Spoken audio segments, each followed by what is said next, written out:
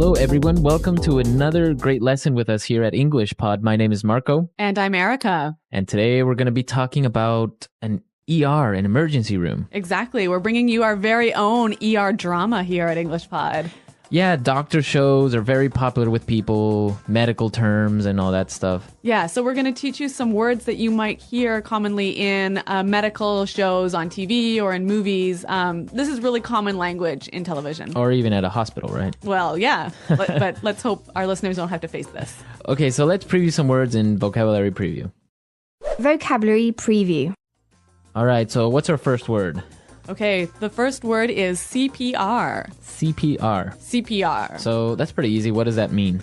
Well, it's short for cardiopulmonary resuscitation. Okay. If that means anything to you. Well, cardio is related to the heart. Uh-huh. Pulmonary refers to the lungs. Yep. Resuscitation means to come back to life. Yes. So basically CPR is, you know when someone stops breathing, you put your mouth on their mouth and you breathe inside their lungs? Okay, to give them air. Yeah. Oh, okay. So CPR. That's CPR. Okay. So let's take a look at our next word. BP. BP. So BP is short for Blood pressure. blood pressure. That's just the way that doctors use it in the emergency room. Exactly. Pretty simple. Okay, so blood pressure. And our last word, acute respiratory failure. Acute respiratory failure. So what is that exactly? That sounds complicated.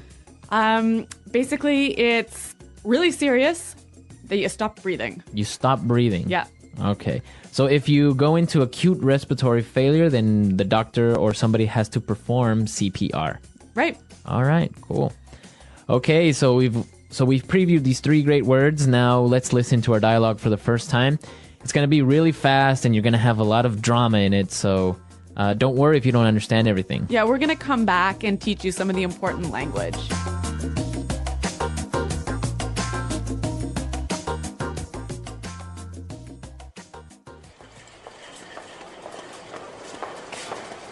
Help! Are you a doctor? My poor little Frankie has just stopped breathing. Oh my gosh, help me. I tried to perform CPR, but I don't know if I could get any air into his lungs. Oh, Frankie. Ellen, get him hooked up to a monitor. Somebody page Dr. Hauser. Get the patient hold still. I can't get a pulse. Okay, he's on the monitor. His BP's falling. He's flatlining. No! Frankie! Doctor, do something! Someone get her out of here. Get me the defibrillator. Okay, clear? Again, clear? Come on, damn it, I'm not letting go of you. Clear! I got a pulse? Okay, what's happening? Patient is in acute respiratory failure. I think we're going to have to intubate. All right, tubes in. Bag him. Somebody give him 10 cc's shot of adrenaline. Let's go. People, move, move.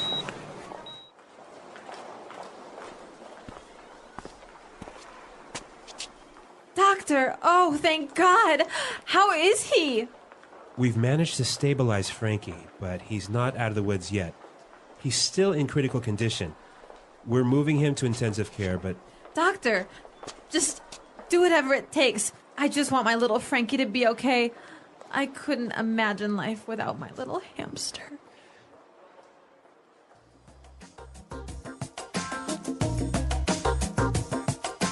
Wow, so much drama over a little hamster. Yeah, a little pet, hey? A little pet, the little hamster. Well, you know what? I can relate to this owner, and I'm going to tell you a little bit more about that later. Yeah, I know you have a really good story about this. Yeah, but in the meantime, let's look at some great language in Language Takeaway.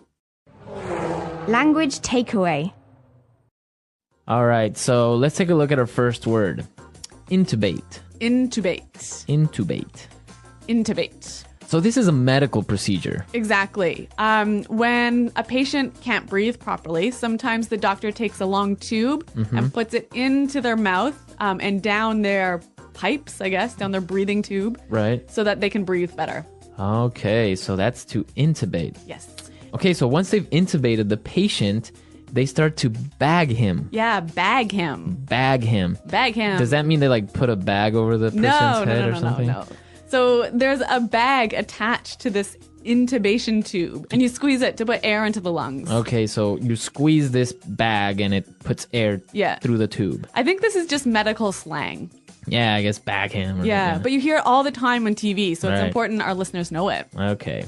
Let's look at our next word. Critical condition. Critical condition. Critical condition. The patient's in critical condition. This condition means it's serious. Right. If a patient is in critical condition, they're either really, really hurt or really, really sick, and they could die pretty soon. Okay. So you don't want to be in critical condition. No. Let's take a look at our next word.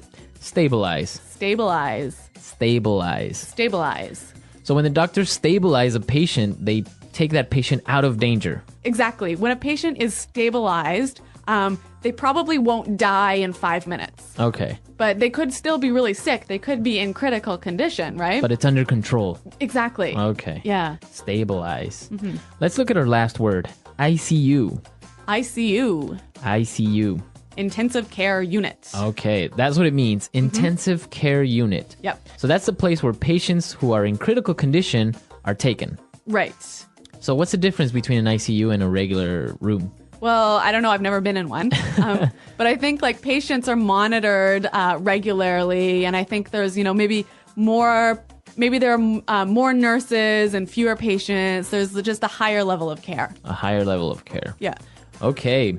Okay, so it's time for us to listen to our dialogue again. Now try to catch all of these medical terms that we've just talked about, and then we'll come back and explain a few phrases. Help! Are you a doctor? My poor little Frankie has just stopped breathing. Oh my gosh, help me. I tried to perform CPR, but I don't know if I could get any air into his lungs. Oh, Frankie. Ellen, get him hooked up to a monitor. Somebody page Dr. Hauser. Get the patient to hold still. I can't get a pulse. Okay, he's on the monitor. His BP's falling. He's flatlining. No! Frankie! Doctor, do something! Someone get her out of here. Get me the defibrillator. Okay, clear? Again, clear? Come on, damn it, I'm not letting go of you. Clear! I've got a pulse. Okay, what's happening? The patient is in acute respiratory failure. I think we're going to have to intubate. All right, tubes in. Bag him. Somebody give him 10 cc's shot of adrenaline. Let's go. People, move, move. Doctor, oh, thank God. How is he? We've managed to stabilize Frankie, but he's not out of the woods yet. He's still in critical condition. We're moving him to intensive care, but... Doctor, just do whatever it takes. I just want my little Frankie to be okay. I couldn't imagine life without my little hamster. Okay, so there are some really good phrasal verbs in this dialogue. Yeah, a couple of good phrasal verbs. Okay, so let's take a look at these phrasal verbs in putting it together. Putting it together. All right, so what's our first phrasal verb today? Hook up. Hook up. Hook up. So to hook up. So when we talk about hooking something up, we are usually talking about electronics, right, Marco? Yeah, you usually hook up your TV or Yeah. your computer. Yeah. So why don't we listen to some examples of how we would use hook up? Example 1. I finally got a Nintendo Wii. Come on, help me hook it up to the TV. Example 2. I don't know how to hook up this new DVD player. Can you help me? Example 3. I just hooked up my new HD TV. Want to come over and watch a movie? Great. So you can see that there are a few different variations of this pattern here with the word hook up because it's a phrasal verb. Exactly. And I think the same patterns can apply to our next phrasal verb. Hold still. Hold still. Hold still. Hold still. So the doctor needed the patient to hold still. Right. To stop moving. Stop moving, exactly. Okay, let's listen to some more examples of hold still because, again, it's a really great phrasal verb that you can change up a little bit. Example 1.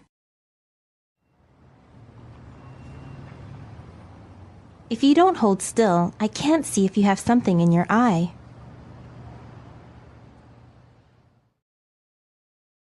Example 2. Hold still while she cuts your hair, or else she might make a mistake.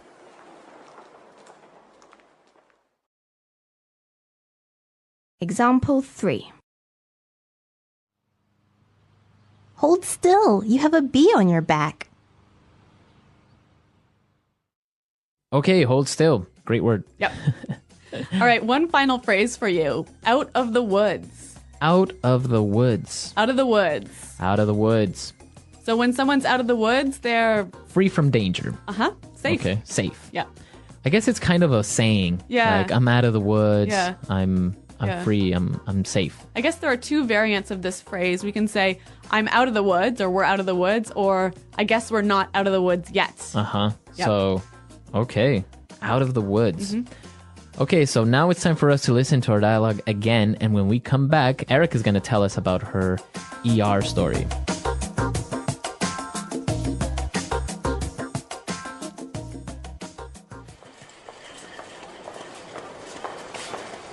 Help! Are you a doctor? My poor little Frankie has just stopped breathing. Oh my gosh, help me. I tried to perform CPR, but I don't know if I could get any air into his lungs. Oh, Frankie. Ellen, get him hooked up to a monitor. Somebody page Dr. Hauser. Get the patient to hold still. I can't get a pulse. Okay, he's on the monitor. His BP's falling. He's flatlining. No! Frankie! Doctor, do something! Someone get her out of here. Get me the defibrillator. Okay, clear? Again, clear? Come on, damn it, I'm not letting go of you. Clear! I got a pulse. Okay, what's happening? Patient is in acute respiratory failure. I think we're going to have to intubate. All right, tubes in, bag him. Somebody give him 10 cc's shot of adrenaline. Let's go, people, move, move!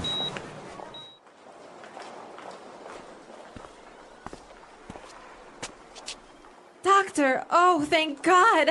How is he? We've managed to stabilize Frankie, but he's not out of the woods yet. He's still in critical condition. We're moving him to intensive care, but...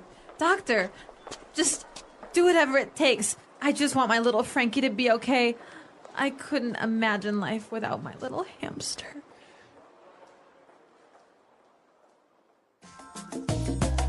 Okay, Erica, so what happened? What emergency did you have?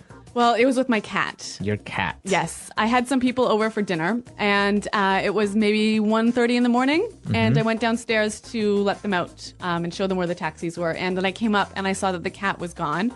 And it turned out that the cat fell out of the window. Fell out of the window. Yeah. All right, but our listeners have to know, what story or what floor do you live on? The 20th floor. The 20th. Yeah. So this is really dangerous, right? That's really high up. Yeah. So I went outside and I was calling for my cat and I was like, Mr. Finn, where are you? How did you know he fell out? I just knew. Yeah? Yeah. Mother's instinct. I guess so. And so he was calling back to me, and so I picked him up and brought him to the house, and then we had to bring him to the vet, and it was 2:30, 3 in the morning at this time, and the vet was like not very happy that we woke him up out of bed.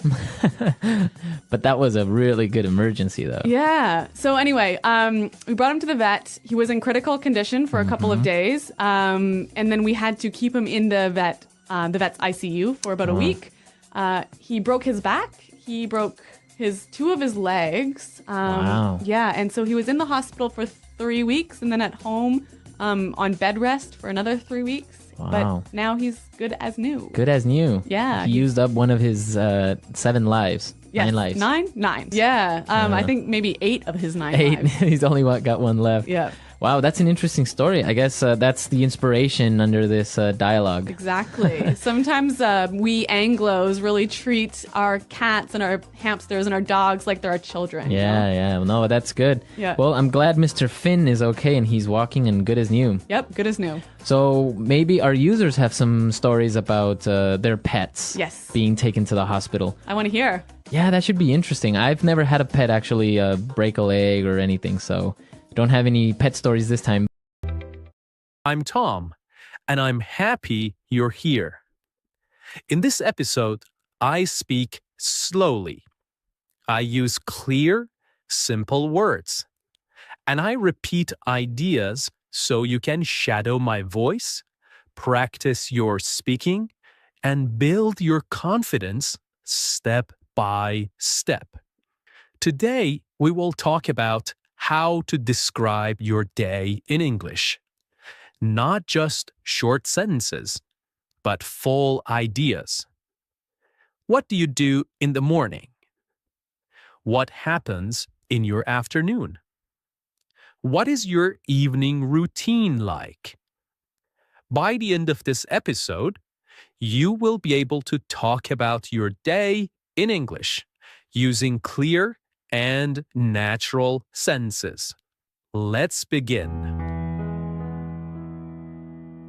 Why is it important to practice talking about your day in English?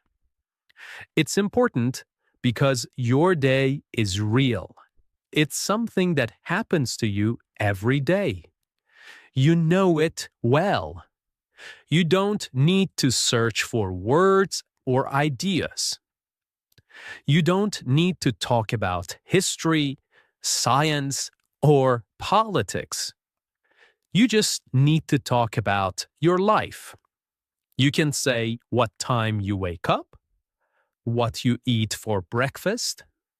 You can say if you go to work or stay at home. You can say how you feel, tired, busy, happy, or relaxed. And here's the best part. When you describe your own day, you're practicing real English, useful English, English that you can use with other people in real life. You don't need to be perfect. You just need to try. When you talk about your day, you begin to think in English. You begin to speak more naturally. You use simple, complete sentences. You stop translating in your head. And you feel more confident when speaking. Let's take an example. Imagine you are meeting someone new. They ask, "What did you do today?" What did you do today? If you've practiced talking about your day before, you can answer. You can say, "I woke up at 7. I went to work. I had coffee and answered emails. In the evening, I made dinner and watched TV."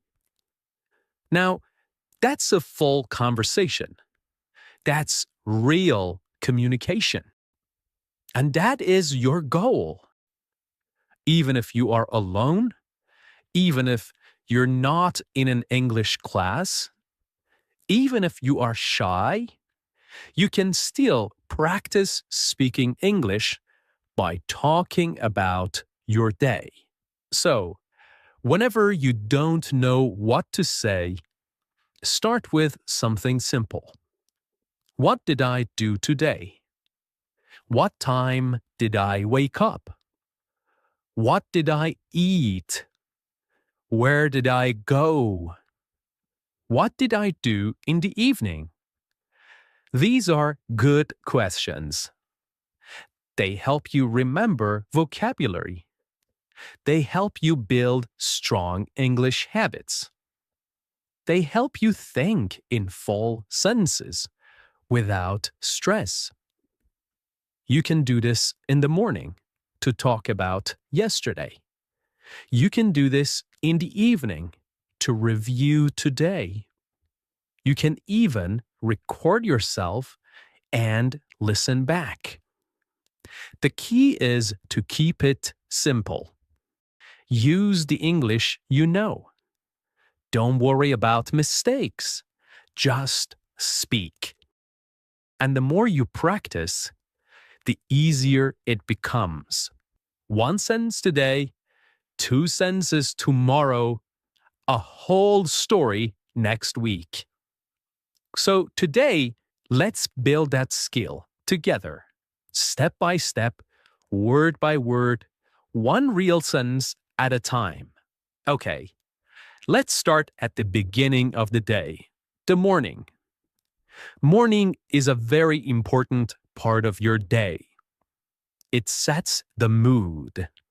It gives you energy.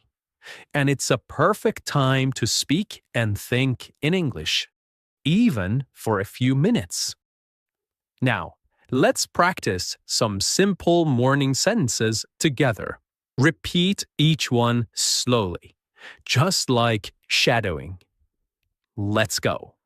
I usually wake up at 7 o'clock. Now you repeat. Sometimes I wake up earlier, around 6:30, when I have a lot to do. Now you repeat. If I sleep late, I feel tired the next morning. I stay in bed for a few minutes and think about my day.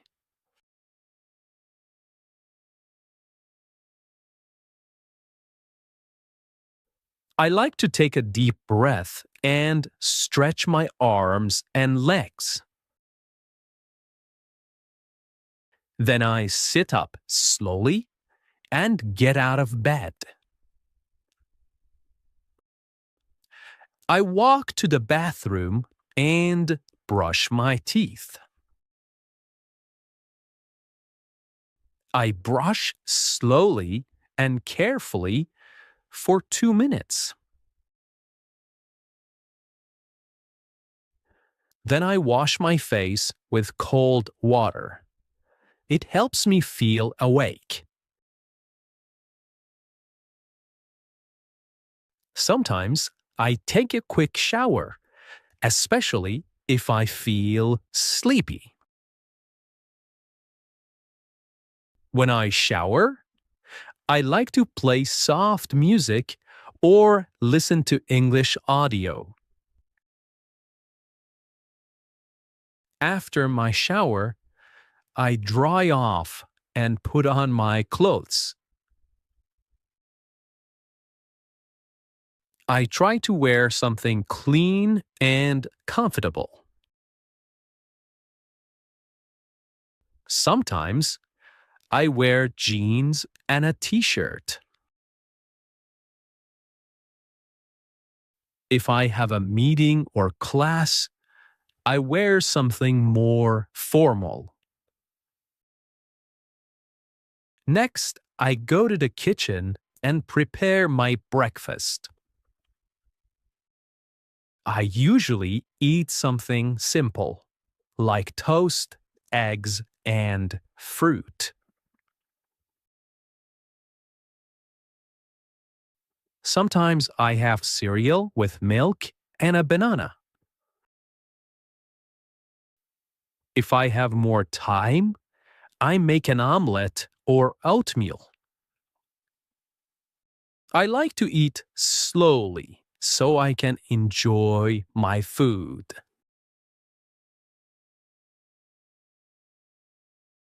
I drink coffee most mornings. Sometimes I drink green tea because it feels light and fresh. While eating, I sometimes watch a short video or check the news. Other days, I just enjoy the quiet and listen to birds outside. Before I leave the house, I check my phone. I look at the time and read my messages. I check my calendar to see if I have any meetings or appointments. I pack my bag with everything I need: my phone, notebook, keys, and water bottle.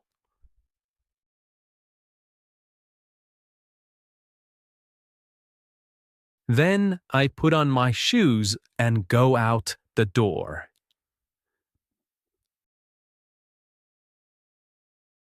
Okay, let's shadow a story. My morning routine. In this part, I will tell you a short story about my morning. You can listen, then shadow each sentence. You can pause after each line to repeat it slowly. Are you ready? Let's begin. In the morning, I usually wake up at around 7 o'clock. Sometimes I wake up earlier if I have a lot of things to do. I lie in bed for a few minutes and think about the day ahead. I stretch my arms, yawn a little, and slowly get up. Then I walk to the bathroom and brush my teeth for 2 full minutes. After that, I wash my face with cold water. It really helps me wake up. If I feel sleepy, I take a warm shower. I often listen to relaxing music while I shower. It helps me feel more calm and focused. After the shower, I put on clean clothes and check my hair in the mirror. Next, I go into the kitchen and start making breakfast. I usually eat 2 pieces of toast with butter and jam, and sometimes I add a boiled egg.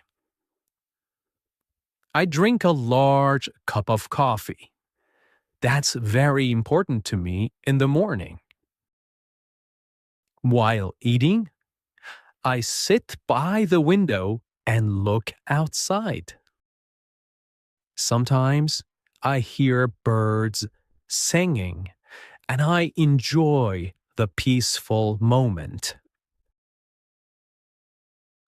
Before I leave the house, I check my phone.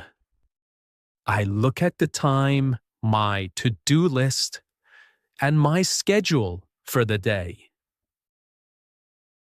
Then I prepare my bag. I make sure I have everything: my phone, my wallet, my notebook, and sometimes a snack.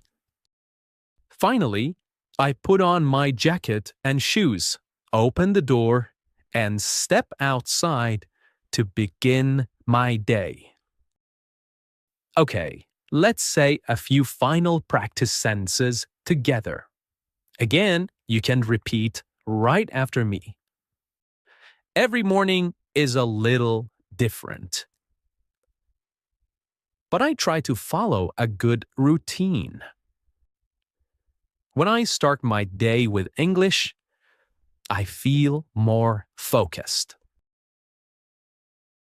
I'm proud of my progress, and I will keep going. Now let's move to the afternoon, the middle part of the day. Many people are busy in the afternoon. Some people go to work, some go to school, some stay home and take care of the house or family. Whatever you do, the afternoon is a good time to use English. Even if you're busy, you can still listen. You can still repeat. You can still practice, even for just 5 or 10 minutes. Let's learn some common sentences together. Try to repeat after me, slowly and clearly. After lunch, I go back to work. Sometimes I feel a little sleepy after I eat. I check my emails and answer the important ones first. I often read messages from coworkers or classmates. I usually have 1 or 2 meetings in the afternoon. Sometimes I meet with a client or my manager to talk about tasks. If I work from home, I sit at my desk and open my laptop. I type reports or prepare presentations. I also look at my calendar to see what I need to do next.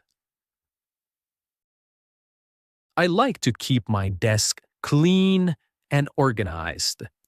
It helps me think clearly. I usually take a short break around 3 o'clock. I make a cup of tea or drink some water.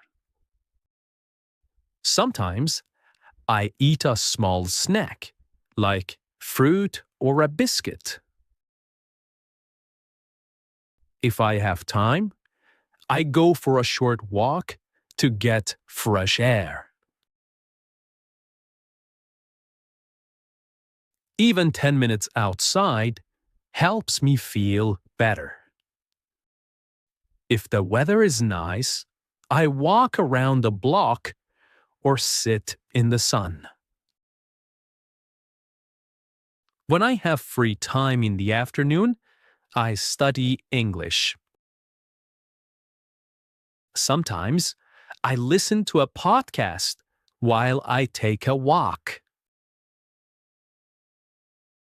Other times, I read a short article or a story online. I also watch slow English videos to help with listening. I repeat short phrases out loud to practice speaking. Shadowing helps me speak more fluently and clearly. Before I finish work, I write down what I did. This helps me stay organized and ready for the next day. Sometimes I write one new word I learned today. I like to review my English notebook before I stop for the day. I will now tell you a story about my afternoon. You can listen, pause, and repeat after me. Try to copy my rhythm and tone. This is a great way to shadow and learn. After lunch, I usually go back to my desk to continue working. I check my emails and write a to-do list for the afternoon. I often have a video meeting with my team. We talk about what we finished in the morning and what we will do next. The meetings are usually short, about 30 minutes. After the meeting, I take a short break. I walk to the kitchen and make a cup of tea or black coffee. I drink slowly while standing near the window. Sometimes I step outside for some fresh air. If I have free time, I use it to study English. I usually listen to a podcast like this one or read a short story. Sometimes I watch a video where the speaker talks slowly. I pause the video and repeat the sentences. This is shadowing. It helps me speak more naturally and understand better. Before I stop working for the day, I write down a short summary of what I did. I also write one sentence in English to describe how I feel. For example, I finished all my work today and I feel proud. I didn't study much today, but I will try again tomorrow. This helps me reflect and stay motivated. Okay, now it's your turn. You can pause this episode for a moment. Try to talk about your afternoon, just like I did. What do you usually do after lunch? Do you go to work? Do you go to class? Do you stay at home and rest or study? Use short sentences. It's okay if it's just 3 or 4 lines. The goal is to speak, not to be perfect. Okay, let's try some sentence starters together to help you speak. I will say the beginning of the sentences, and you try to complete them, okay? In the afternoon, I usually... very good. After lunch, I like to... Good job. Sometimes I feel... Well done. I usually take a break at... Perfect. Before the afternoon ends, I... Very good. Okay. The evening and night. Evening is a special time. A time to relax and review the day. Let's repeat some useful sentences. I come home at 6 o'clock in the evening. I take off my shoes and sit down for a few minutes to rest. I sometimes watch the news or listen to music to relax. I cook dinner or I order food if I feel tired. I eat dinner at the table with my family. We talk about our day and share stories. After dinner, I clean the kitchen and wash the dishes. Sometimes, I go for a short walk after dinner. Before bed, I read a book or listen to calming music. I take a shower and brush my teeth. I go to bed around 10:30 or 11. Okay, you have just listened to my full routine. Now I want you to speak about your day. Here's how you can do it. First, think about your day. What time do you wake up? What do you eat for breakfast? Do you work, study, take care of the house? What do you do in the afternoon? What does your evening look like? What do you do before bed? You can speak about today, or you can talk about a typical day, a normal day. Great work today. You listened to a full diary routine. You practiced new vocabulary. You repeated full sentences. And most importantly, you tried to speak in English. This is real progress. You're not just studying English. You are using English. You are living in English, one sentence at a time. Keep building your confidence. Keep practicing your daily routine until it feels easy. Now, come back to this episode often.